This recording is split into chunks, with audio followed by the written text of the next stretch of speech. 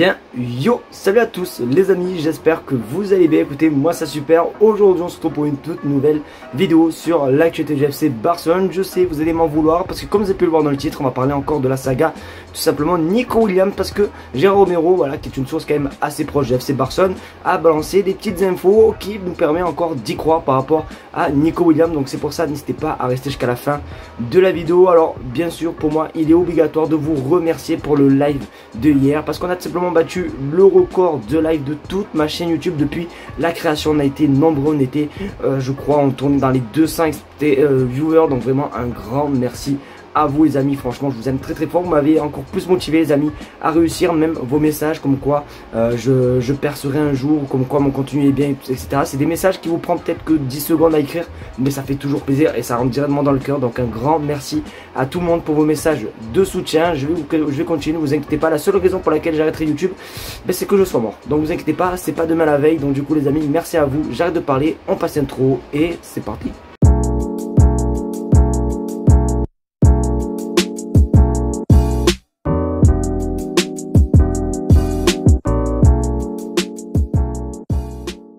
Forcément, hier on était en live pour le match du FC Barcelone, le dernier match d'ailleurs de la pré-saison aux États-Unis. Et du coup, le Barça a affronté une belle petite équipe de l'AC Milan qui avait comme compo celle-ci. Franchement, les amis, l'attaque vendait quand même du rêve parce que la première mi-temps, les gars, c'était très compliqué pour le FC Barcelone, notamment avec forcément Leao. Il y avait aussi Pulisic qui a fait un bon match. On a eu aussi Chukwueze qui sur son côté droit aussi faisait beaucoup de différence. On avait aussi Luka Jovic en buteur. Bref, quand même une belle petite équipe, tandis que le Barça, eux, avait simplement cette équipe. Alors une équipe totalement sympathique, hein. Bon, il y avait Clément Lenglet les amis, voilà. Mais sinon, à part ça, c'était quand même aussi une équipe bien sympathique. Donc du coup, dans le jeu, il y a eu 2-2. Alors c'est vrai quand même que bon, ça a été quand même un petit peu compliqué, je trouve, ce match. Mais ce que j'aime bien, c'est d'ailleurs la réaction tout simplement des joueurs, parce que on était mené, je crois, 2-0 à la 20e minute, je crois. Donc j'ai trouvé ça quand même assez cool d'égaliser, voilà, dans cette rencontre. Après malheureusement on a perdu au tir au but, mais franchement rien à dire. Lewandowski, bon, même si dans le jeu c'était pas non plus flamboyant, mais il a marqué son doublé, il a été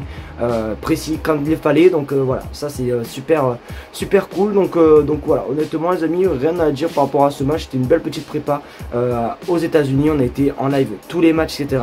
Et du coup là maintenant, cette place au trophée Gamper et bientôt à la Liga.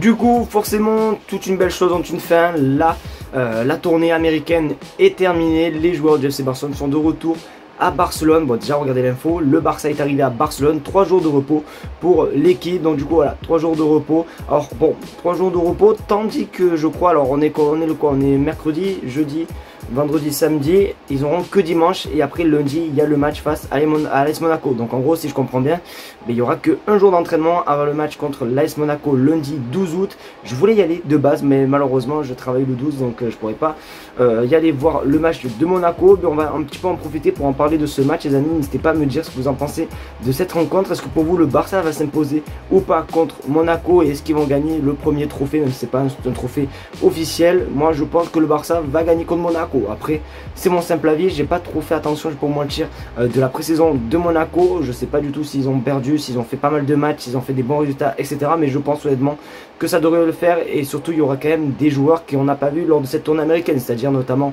des Lamine Yamal. Mais il y aura peut-être aussi bon, ça va être un petit peu chaud, j'allais dire Dani Olmo, mais non, c'est quasiment impossible. Mais bon, bref, il y aura quand même pas mal de petits joueurs qui sont de retour, qu'on n'a pas eu spécialement pu voir à tournée américaine. J'espère voir Ansu Fati, même si c'est impossible. Mais voilà, à mon avis, le seul joueur qu'on pourra revoir qui n'était pas à la tournée américaine, c'est simplement Lamine Yamal. Hier, pour ceux qui ont été présents sur le live, je pense honnêtement que vous avez pu un petit peu assister à un petit duel entre personnes qui n'étaient pas trop chauds à l'idée de voir Dani Olmo, et il y a des personnes qui étaient totalement chauds à l'idée de voir Dani Olmo. Alors pour ceux qui ont suivi mes paroles durant ce live, j'avais notamment cité le fait que c'était pas non plus une priorité d'avoir un milieu offensif dans cette équipe.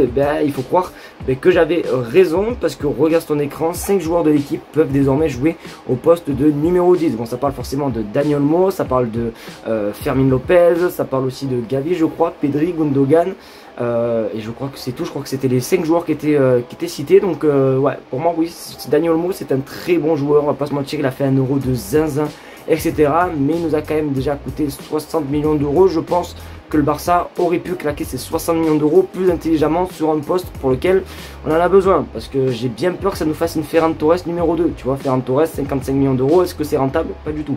Donc je sais pas, pour Dani Olmo les gars, je suis encore le cul entre deux chaises, mais après il va me faire taire ma bouche et je l'espère en tout cas, c'est ce que je souhaite.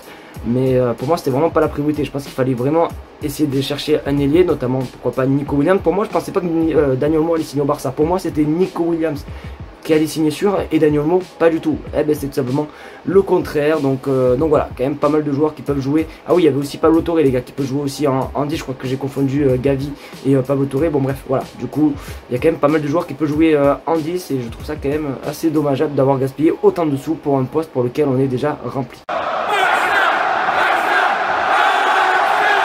On arrive à la dernière info, l'épisode 958 de la série Nico Williams. Franchement les gars, c'est une dinguerie. Je pense honnêtement que depuis que ma chaîne est créée, c'est-à-dire depuis 2 ans, je pense que vraiment j'ai dû sortir facile 50 vidéos sur Nico Williams. C'est vraiment une dinguerie comment cette saga dure longtemps, comment cette saga nous fait chier. Honnêtement, j'en peux plus. À la limite, même la saga Mbappé Real Madrid il y a 2 ans, c'était moins pire que ça. Franchement, on en a marre d'attendre. Du coup, Jérôme Hérault nous dit de un petit peu patienter et que, on regarde son écran, le dossier Williams n'est pas fermé. Alors moi, les gars, j'y crois plus du tout. Alors pour ceux hier qui étaient présents sur la vidéo, qui ont regardé la vidéo, d'ailleurs, pardon, je transpire, vous avez pu voir que je vous ai partagé une vidéo où on le voit tout heureux de reprendre l'entraînement avec l'Athletic Bilbao et même à la fin, il avait dit Vamos Atleti. Il avait même dit qu'il avait hâte de commencer la saison. Donc il y en a eu beaucoup d'ailleurs qui ont baissé les bras à partir de cette vidéo. Moi en vrai j'y crois encore un petit peu parce que je m'en souviens très bien que quand Neymar il avait signé au Paris Saint-Germain en 2017, il a fait simplement toute la pré-saison avec le FC Barcelone et même il y a vu il y a vu une truc là, un épisode de Sekeda où vraiment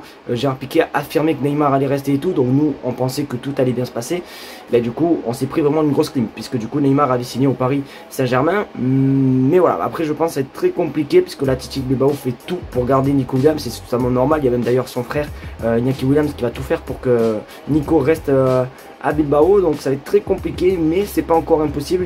Ça a toujours parlé d'une date, je crois, du 12 août, ça veut dire à partir de lundi, donc on va voir ce qui va se passer lundi, etc. Même Fabrizio Romano avait parlé d'un lundi 12 août, donc à voir ce qui va se passer à cette date là, en espérant une bonne nouvelle pour nous. Est-ce que vous avez toujours espoir, oui ou non? Dites-le moi les gars dans les commentaires.